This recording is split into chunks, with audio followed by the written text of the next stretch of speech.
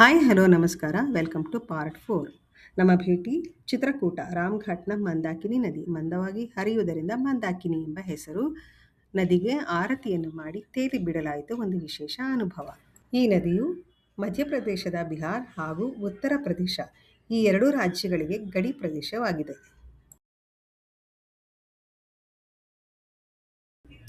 ನದಿಯ ದಡದ ಮೇಲೆ ಇರುವ ಅನೇಕ ದೇಗುಲಗಳಿಗೆ ಭೇಟಿ, ರಾಮ ಲಕ್ಷ್ಮಣ ಸೀತೆ ಭರತ ಹಾಗೂ ಬೃಹತ್ ಆಂಜನೇಯ ಸ್ವಾಮಿ ದೇವಸ್ಥಾನ ಕೂಡ ನೋಡಲಾಯಿತು. ಇಲ್ಲಿ ಸತಿ ಅನಸೂಯ ಇದ್ದಳು. ಆಗ ಈ ಪ್ರದೇಶದಲ್ಲಿ ನೀರಿಲ್ಲದೆ ಬರದ ಪರಿಸ್ಥಿತಿ ಉಂಟಾಗಿತ್ತು. ಆಗ ಸತಿ ಅನಸೂಯ ತಪಸ್ಸು ಮಾಡಿ ಭೂಮಿಗೆ ತಂದ ಈ ನದಿಯೇ ಮಂದಾಕಿನಿ ನದಿ ಅಂತ ಹೇಳಲಾಗುತ್ತೆ. ನಿಧಾನವಾಗಿ ಹರಿಯುವುದರಿಂದ ಮಂದಾಕಿನಿ ಎಂಬ ಹೆಸರಾಗಿದೆ. ಈ ದೋಣಿಯಾನ ಒಂದು ಸುಂದರ ಅನುಭವ.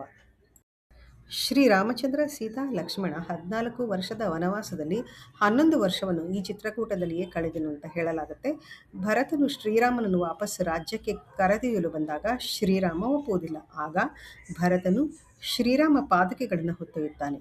ಅದಕ್ಕೆ ಮುಂಚೆ ಇಲ್ಲಿ ಸ್ನಾನ ಮಾಡಿದ ಸ್ಥಳವೇ ರಾಮ್ ಘಾಟ್. ಇದೇ ಸ್ಥಳದಲ್ಲಿ ಗೋದಾವರಿ ದೇವಿಯು ನದಿಯಾಗಿ ಹರಿಯುತ್ತಿದ್ದು, ಶ್ರೀರಾಮನ ಪಾದವನ್ನು ತೊಳೆಯಲು ಆಸೆಪಟ್ಟು ಹರಿದು ಬಂದು ರಾಮನ ಪಾದವನ್ನು ತೊಳೆದು ಮುಂದೆ ಯೂಟರ್ನ್ ಆಗಿ ಹರಿಯುತ್ತಾಳೆ.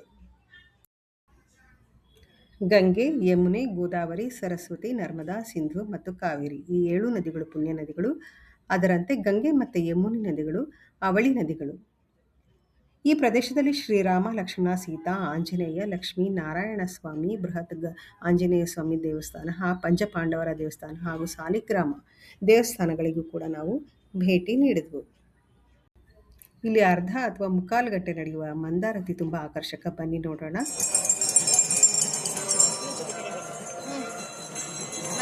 ಕಾಣಿಸುತ್ತೆ ಬನ್ನಿ.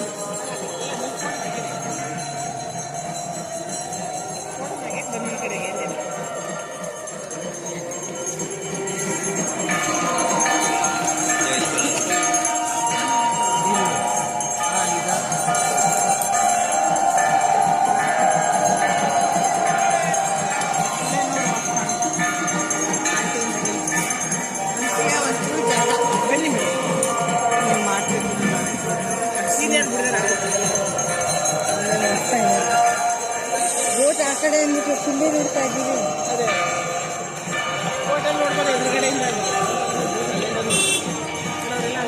ಎಲ್ಲ ಕೂತಿದ್ದಾರೆ ಕೆಲವರು. ನಾವು ಹೋಗ್ಬೋದು ಬೋಟ್.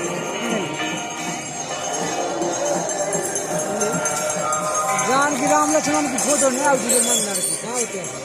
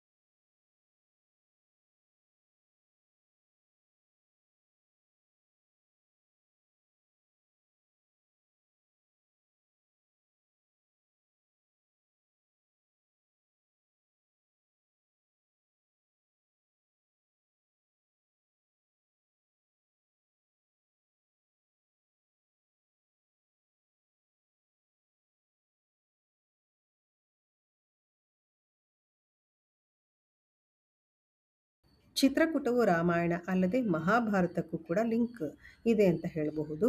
ಈ ಪ್ರದೇಶದಲ್ಲಿ ಮಹಾಭಾರತದ ಪಾಂಡವರು ತಮ್ಮ ವನವಾಸದ ಕಾಲದಲ್ಲಿ ಇಲ್ಲಿಗೆ ಭೇಟಿ ನೀಡಿದರು, ಅಲ್ಲದೆ ತಪಸ್ಸು ಮಾಡಿದರು ಮತ್ತು ಲಿಂಗ ಪೂಜೆಯನ್ನು ಮಾಡಿದ್ದರು ಅಂತ ಹೇಳಲಾಗುತ್ತೆ. ಈ ಒಂದು ಪಂಚಪಾಂಡವರ ದೇವಸ್ಥಾನದಲ್ಲಿ ಪಂಚಪಾಂಡವರಿಗೆ ಹಾಗೂ ಸಾಲಿಗ್ರಾಮ ಹಾಗೂ ಲಕ್ಷ್ಮೀನಾರಾಯಣ ಸ್ವಾಮಿಗೆ ನಿತ್ಯ ಪೂಜೆ ನಡೆಯುತ್ತೆ ಅನ್ನೋದು ವಿಶೇಷ. ಈ ದೇವಸ್ಥಾನ ತುಂಬ ಆಕರ್ಷಕ. ಈ ದೇವಸ್ಥಾನವು ಪಂಚಪಾಂಡವರು ಅಲ್ಲದೆ ಜನಕ ಮಹಾರಾಜ, ಸುನಯನ, ವಸಿಷ್ಠ ಗುರುಗಳು, ಅರುಂಧತಿ, ದಶರಥ, ಕೌಸಲ್ಯ, ಕೈಕೇಯಿ, ಸುಮಿತ್ರಾ ಅಲ್ಲದೆ ತಿರುಪತಿ ಬಾಲಾಜಿ ಅಥವಾ ನಾರಾಯಣ ಮತ್ತು 21 ಸಾಲಿಗ್ರಾಮಗಳನ್ನು ಒಳಗೊಂಡಿದೆ ಅನ್ನೋದು ವಿಶೇಷ. ಚಿತ್ರಕೂಟ ಆರತಿ, ಮಂದಾರತಿ, ಬೋಟಿಂಗ್, ಲೈಟಿಂಗ್ ಉಳ್ಳಂತಹ ಈ ಎಪಿಸೋಡ್ ನಿಮಗೆ ಇಷ್ಟ ಆಯಿತು ಅಂತ ಅನ್ಕೊತಾ ಇದ್ದೀನಿ. Please like, share and subscribe. ಇಲ್ಲಿಗೆ ಪಾರ್ಟ್ 4 ಮುಗೀತು. ಪಾರ್ಟ್ 5ಗೆ ನಾವು ಹೋಗೋಣ. ಸೊ ಅಲ್ಲಿವರೆಗೂ ಜೈ ಶ್ರೀರಾಮ್.